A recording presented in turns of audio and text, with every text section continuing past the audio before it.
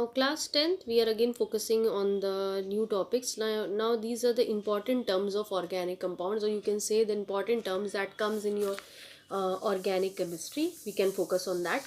Now children, one thing which you have to focus about this thing, organic compounds, are that there are many times these things, this is not there in your syllabus, but throughout the course, or the children when they are going to study the organic chemistry or compounds, they are not clear up with the important terms. Like for example, ma'am is saying molecular formula.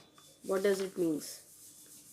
I'm not discussing about the definition over here, but I just want to just help you out to understand these words, because these words will come in your paper and you will be in the confusion state, and you will not understand it, that what does these terms means, because children are not clear up with these words.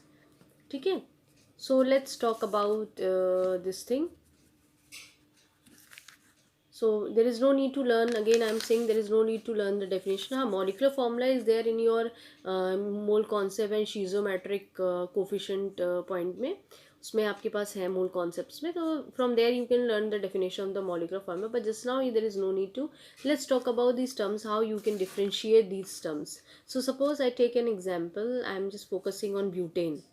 ठीक है, again I am telling you, there is don't get panic कि how ma'am has written this name, we have to learn it, you just try to understand what I want to tell you. So butane, its formula is C4H10. So this way if you are writing, ठीक है, तो ये चीज़ क्या है आपका molecular formula.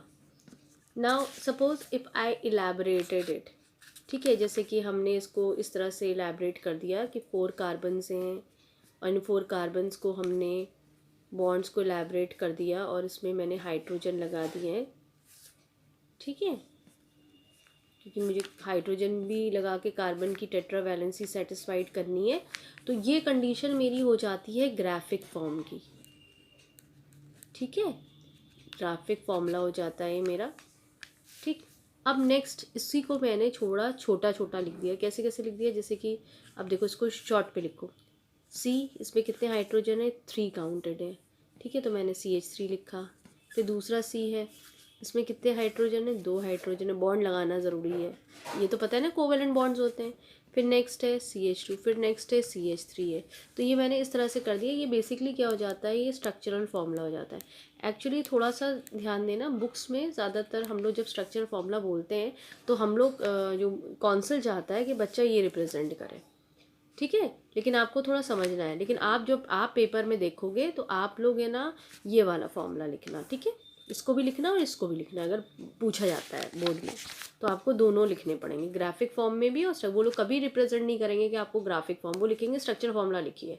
ठीक है, तो आप ये दोनों लिखेंगे. It's clear with you, you will write down both the answers. अब कंडेंस फॉर्मूला क्या हो जाता है, इसी को और छोटा कर लो. कैसे छोटा कर लो, CH3 या बॉन्ड्स हटा दो, कुछ मत लगाओ, ना डॉट लगाओ ना बॉन्ड लगाओ, इस तरह से आपने इसको लिख दिया. तो ये कंडीशन क्या हो गई आपकी, कंडेंस्ड हो गया, कंडेंस फॉर्मूला हो गया या कंडेंस स्ट्रक्चरल फॉर्मूला. तो आपने क्या करा, स्ट्रक्चर फॉर्मूला को छोटा बना दिया ना, उसको कंडेंस कर दिया है. तो आपने क्या कहा, उसको condense structure formula. So you are getting my point. Again I am telling you, please in your board examination they will write down the structure formula. You will write down this thing, ये वाला point लिखेंगे और इसको elaborated करके भी लिखना. ठीक है, it's clear with you. Now next other points, because we are discussing about the important terms.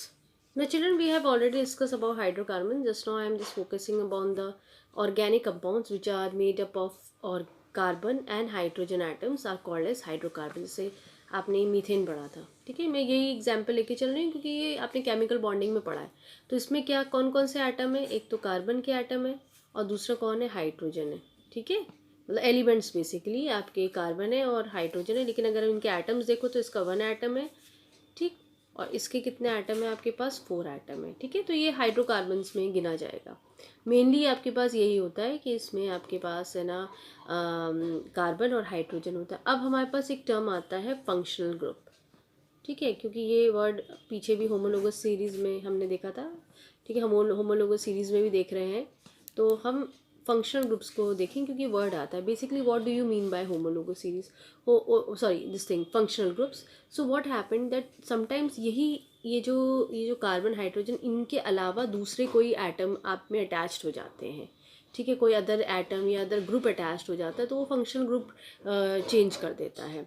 ठीक है, वो अपने आप को एक फंक्शनल ग्रुप बना लेता है। जैसे फॉर एग्जांपल जैसे CH4 है, ठीक है, इसी में से अगर तुमने एक H माइनस करा और एक OH जोड़ दिया तो ये क्या हो गया, CH3OH। तो अब ये OH जो है बेसिकली वो क्या है आपका, मैं एग्जाम्पल से एक्सप्लेन कर रही हूँ, ये आपका फंक्शनल ग्रुप है। और कौन सा फंक्शनल ग्रुप होता है, हाइड्रोक्सिल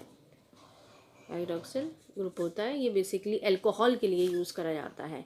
ठीक है, अल्कोहल्स का ग्रुप है ये, अल्कोहल में आप OH ग्रुप यूज़ करते हैं। ठीक है, तो क्लियर हो रहा है ये फंक्शनल ग्रुप आपने कैसे इसको रिलेट अप करा। सो बेसिकली क्या है, ये कहाँ से निकला, ये आपका पेरेंट है, पेरेंट हाइड्रोकार्बन है। और इस पेरेंट हाइड्रोकार्बन में क्या हुआ, एक आपने हाइड्रोजन को रिप्लेस कर दिया है और उसके बदले कोई दूसरे एटम्स लगा दिए, कोई एक्टिव एटम्स या कोई और group of atoms you have attached. So the group of atoms और the active atoms are known as your functional groups. तो ये आपका फंक्शनल ग्रुप आपका जनरेट अप कर जाता है। So this is clear how the functional group is been formed. ठीक है, हम कोई और एग्जाम्पल ले लें, जैसे सपोज CH4 ही है। अब इसमें मैंने क्या करा, एक H मैंने हटा दिया और उसके बदले एक हैलोजन लगा दिया। ठीक है, हैलोजन में कुछ भी हो सकता था, Cl हो सकता था, Br हो सकता था, I हो सकता था, F हो सकता था, कुछ भी। मैं सोच रही हूँ, मैं चूज़ कर रही हूँ Cl का, तो मेरा नाम क्या होगा, एक H हटा तो ये C3 हो गया, इसकी जगह मैंने क्या करा, Cl लगा दिया। तो यहाँ जो ये हैलोजन जो रहा ये मेरा फंक्शनल ग्रुप हो गया ना। तो ये बेसिकली ये मेरा फंक्शनल ग्रुप हो गए। तो मेरा ये हेलो एल्केन्स होते हैं। अभी आप आगे पढ़ेंगे, ये हेलो एल्केन्स हैं। ठीक है, तो ये हेलो एल्केन्स कैसे हुआ, कोई ना कोई हैलोजन ही अटैच्ड होगा। ठीक, तो इसको जैसे हम लोग जनरल वे में अगर इसको देखते हैं तो हम क्या H को हटाते हैं या +X लिख देते हैं और इस तरह से लिख देते हैं। ठीक है, और X के लिए हम कह देते हैं it can be Cl, it can be Br, it can be I, it can be F। Halogens यही होते हैं। ठीक, तो ये एक example. So I think you are clear with this, what is the functional group. Functional group कैसे decide हुआ, मतलब कार्बन और हाइड्रोजन तो होगा ही, उसके अलावा कोई दूसरे एटम्स हो या ग्रुप ऑफ एटम्स हो, उनसे आपका फंक्शनल ग्रुप जो है वो डिज़ाइंड होता है। So children, you can learn the definition from here. A functional group may be defined as an atom or a group of atom which largely decide the mode of activity of a given compound. Even the chemical behavior of an organic compound is determined the presence of a particular active atom or a group of atoms called functional group. तो ये भी आपकी definition है, please focus कर लीजिए क्योंकि you don't know from which book the paper will be made. ठीक है, आप बोर्ड में ये रिलाई नहीं कर सकते हैं कि आपका है ना पेपर वत्सल से ही है, तो you should understand about the different definitions. ठीक है, तो ये भी पढ़ लीजिएगा। Now children, we'll again focus on the new term that is alkyl group, or we are also we can call it as alkyl radical. So what happened when a hydrogen atom is being removed from an alkane, the group obtained is called an alkyl group. Like for example, हमने alkene आपको मैंने पहले ही बताया था। Now you have discussed about alkenes, and if you remember about the alkenes that you know how to make the formulas. I am just talking about the first member, methane को हम लेके चल रहे हैं। Formula is CH4, you know the general formula CnH2n + 2, है ना, ये आपको मालूम है कि how you can just write down these formulas and how you can predict this this thing, है ना। आप इसमें 1 देंगे तो ये आपके पास ये आ जाएगा। ठीक, अब बेसिकली इनका एल्केन ही में से निकलता है। तो बेसिकली व्हाट हैपन, एल्केन में से one of the H is been removed and it gives you an alkyl group. Alkyl group या एल्काइल रेडिकल आप कुछ भी बोल दीजिए। ठीक है, बट आपकी बुक्स में एल्काइल ग्रुप्स लिखा है, ये मैंने आपको अदर नाम बताया कि बाई चांस अगर बोर्ड में आए तो कंफ्यूज मत होइएगा। So what happen, like CH4 is been there, so one of the H is been removed and it gives you CH3। अभी एल्काइल ग्रुप में इसका नाम क्या था, मीथेन, है ना। और इसका नाम क्या हो जाएगा, आपको सिर्फ एल्काइल लगाना है, यानी ये पोर्शन। ठीक, तो यहाँ पे हो जाएगा मीथाइल, क्योंकि ये पोर्शन है, देखो ऐसे YL जुड़ जाएगा, इसी में से इतना मैथ लिख के YL हो जाएगा। कुछ चीज़ें हैं जो तुम याद कर लो, तुम्हारे लिए आसान रहेगा। लाइक C1 है, अगर आपका CH3 है, या C2H5 है ना, C3H7 है, मतलब आपने यहाँ से शुरू करा था ना, CH4 था भी मैंने आपको बताया था, ये C2H6 है, ये C3H आपका 6 7 8 है ना। मैं चेंज कर रही हूँ उन्हें कि आप कैसे एल्काइल बनाएंगे। C4H10 है, C5, क्योंकि यही है आपके कोर्स में। ये सब कौन है? आपके एल्केन्स हैं। और ये क्या था? आपका एल्काइल ग्रुप्स। अब आपको एल्काइल ग्रुप्स बनाने आ गए कि आप एल्काइल ग्रुप्स कैसे, तो याद करने की ज़रूरत नहीं है, एल्केन पता होगा, आप आराम से इसको C4H9 है, ये C5H11 है, ठीक है। अब जैसे इसका नाम क्या था? मीथेन, पीछे हमने देखा था। तो आपने मीथेन को हटा के क्या कर दिया है? मीथाइल। ये क्या था? ईथेन। ईथेन को आपने ईथाइल, ठीक है। प्रोपेन होता है थर्ड मेंबर, प्रोपाइल। ब्यूटेन नाम मैं फिर आपको दोबारा से याद करवाऊंगी, अभी कुछ नहीं करना है आपको, सिर्फ समझना है। ब्यूटाइल, इट्स पेंटेन, पेंटाइल, ठीक है। तो बेसिकली बस ANE हटा दीजिएगा और उस ANE के बदले आपको YL लगाना है, ठीक है। तो ये एल्काइल्स के लिए है और ये आपका एल्केन्स का है। तो मुझे लगता है कि आप क्लियर हो गए एल्काइल ग्रुप्स आप कैसे बनाएंगे, कैसे याद करेंगे। तो I think there is no big issues on it. So एक और रिप्रेजेंटेशन है इसका, देख लीजिए। एल्केन्स को बेसिकली लोग बाग जो फॉर्मूला रखा गया RH होता है इस तरह से, और एल्काइल जब आपका आता है तो H रिमूव हो जाता है R, ठीक है। यानी हम अगर एल्केन में से एक H माइनस कर देंगे तो हमारा एल्काइल ग्रुप बन जाएगा, ठीक है। आपको समझ में आ गया है, इसमें कोई इश्यूज़ नहीं है। जैसे आपने मीथेन यूज़ करा था, पहला मेंबर CH4 था, उसमें से आपने H माइनस करा, क्या बना लिया उसने? CH3। यानी ये मीथेन था, इसमें से आपको ये पीछे का पोर्शन ANE हटा देना है। तो क्या लगा देना है उसके बाद? YL, क्योंकि नाम देखिए एल्काइल, देखो ऐसे पोर्शन आप डिवाइड करिए, ALK, इधर भी आपका ALK है, या YL लग जाता है या ANE लग जाता है।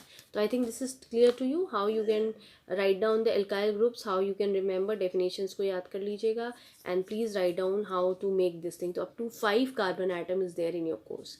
So this is the general representation of writing the things for alkyl groups and for alkanes. This is the general way of it. So these were the general terms which comes in the board examination, and children are not at all clear with these words. So please make sure that you have to be clear with these words. I think in my previous videos I have already discussed with you about the saturated and unsaturated hydrocarbon, ठीक है। फिर भी मैं एक छोटा सा एक description दे देती हूँ आपको, ठीक। सैचुरेटेड हाइड्रोकार्बन्स में आपके पास एल्केन्स आते हैं और अनसैचुरेटेड में आपके पास आते हैं एल्कीन्स एंड एल्काइन्स, ठीक है। हम आगे डिस्कस करेंगे इन तीनों को। जो एल्केन होते हैं उनमें सिंगल कोवेलेंट बॉन्ड होता है, इसमें डबल कोवेलेंट बॉन्ड होता है, इसमें ट्रिपल, ठीक है। इसमें क्या होगा आपका? Double covalent bond between the carbon atoms, यहाँ पे आपके पास ट्रिपल कोवेलेंट बॉन्ड होगा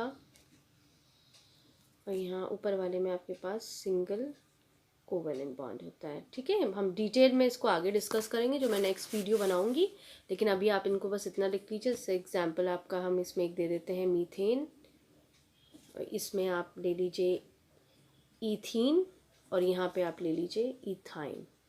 ये बोर्ड में क्वेश्चन आ चुका है, ठीक है। तो यू कैन नॉट इग्नोर। आपसे पूछा जाता है नेम 1 सैचुरेटेड हाइड्रोकार्बन, तो आपने क्या करा? मीथेन दे दिया। 2 पूछ लिया जाएगा, मीथेन ईथेन हो जाएगा, ठीक है। एल्कीन में पूछा जा चुका है अनसैचुरेटेड हाइड्रोकार्बन बताइए, तो आपके पास एग्जाम्पल है। मैं दूसरा भी लिख देती हूँ, नहीं तो फिर आप कहेंगे कि मैम ने तो एक ही बता दिया, बाई चांस अगर 2 आ गए बोर्ड में तो हम क्या लिखेंगे, ठीक है। इंपॉर्टेंट क्वेश्चन है ये,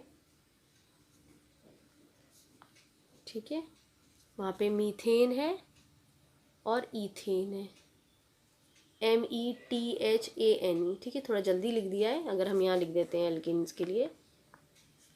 अभी वैसे मैंने कई बार इस चीज़ को रिपीट किया है तो कोई इश्यूज़ नहीं है, ठीक है। 2 एग्जाम्पल मैंने लिख दिए कि 2 से ज़्यादा पूछते नहीं हैं, ठीक। फिर भी चलो 3 लिखना मांगो तो 3 लिख लो।